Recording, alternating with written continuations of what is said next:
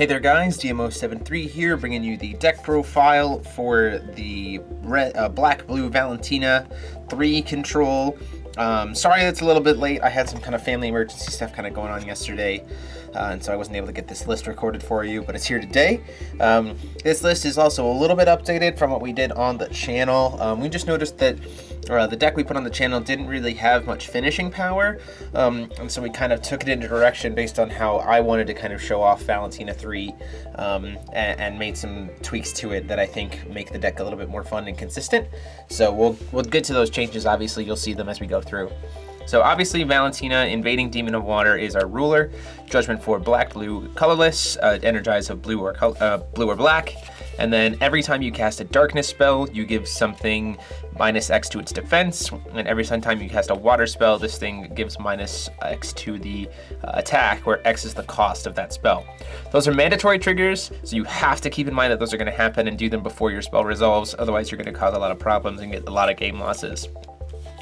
The flip side is kind of irrelevant, but she is a 10/10. She lets you pay one less to pay water darkness cards. Those are cards that are both water and darkness. And then you can sack 2 Resonators to either draw a card or destroy something. So pretty mediocre on the ruler side. You're primarily using her for the J ruler side, or on the J ruler side, you're primarily using her for the ruler side, but she can push the game out if you really need her to. For the stone base, we are running 4 of Remains of Attoractia. This is because it's her shock rock, it counts as a water darkness stone, and it can pump up her tokens, which is really nice. 4 of Magic Stone of Dark Depths. Pick your art, whichever one you like more. Again, and we're black blue, so we want those as much as possible. And then 1 of each of the Aloof Researcher's Memoria. This also has a little bit of draw power, and the Sorrowful Necromancer's Memoria to help deal with cards that have Remnant as the game goes along and you kind of recycle your deck. You want them to be kind of running out of resources as the game winds its way down. So, moving into the Resonators are vastly different than what you saw before. In the other build, we were primarily just running Alice's Little Scouts and Charlotte's Protectors, and then you just RFG them to Muul to bank tokens to end the game. I wanted a little bit more pressure, so we went with a kind of more Resonator token-based archetype here. So we have the Illusory Projection. Anytime it dies, you create a 4/4 fantasy token. That's water darkness, so you can play it, swing it if they block it, or if you block it, you get a creature instead, or you can swing and then SoulHunt it, and you get the 4/4 counter anyway, which is nice.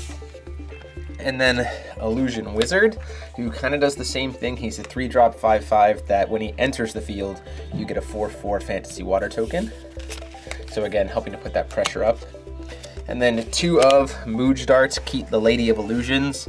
Reason why we run her is 1, she has flying, and then she gives other water resonators you control +2/+2, and other darkness resonators you control +2/+2, and that means that these guys get +4/+4, so that can be really strong. And you can sacrifice a fantasy resonator to give herself protection from spells until the end of the turn, which can be pretty nice to finish off the game, especially if you have 2 on the board, then they're both 12/12s with flying.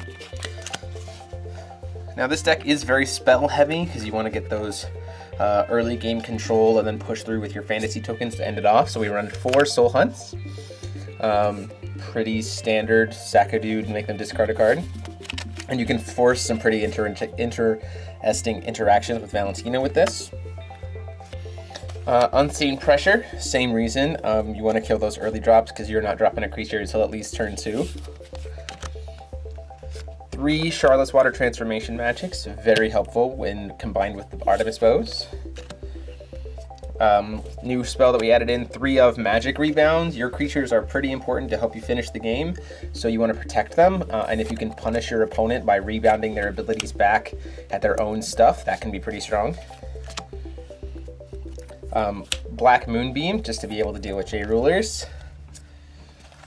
3 times Space-Time Anomaly. This is so that we can get rid of J-Rulers as well and deal with other creatures, plus it's some draw power, pretty obvious. 2 of the Plot of Water Darkness, because at best it's a kill spell, or worst it's a kill spell for 3 at instant speed, but at best it lets us get to also get a creature on board, which is really nice. 2 of the Town That Never Was Muul, so that we can sacrifice or exile our cards as the game goes longer from the graveyard to make more fantasy tokens. 3 of the Prison at the Lunar Lake to help deal with automatic triggers and things of that nature. And 2 of Valentina's Reach, just to help either refill your own hand while killing something or punish your opponent and put them down to 0 cards while also killing something too, because the X cost gets added into Valentina's effect. And then we run 4 of Artemis Bows to go along with helping to prevent the early game damage and to work alongside Charlotte's Water Transformation magic. And we run 1 Horn of the Sacred Beasts to help us recycle the deck if the game goes longer than we want it to. But that is it for the profile. Huge thanks to Josh for playing the list and kind of talking with me about it, and then allowing me to show you guys the list after we made some changes, you know, that kind of thing. I hope you guys like it. I think this is a really fun place to start with Valentina, and I definitely think she does have some potential as a new control ruler.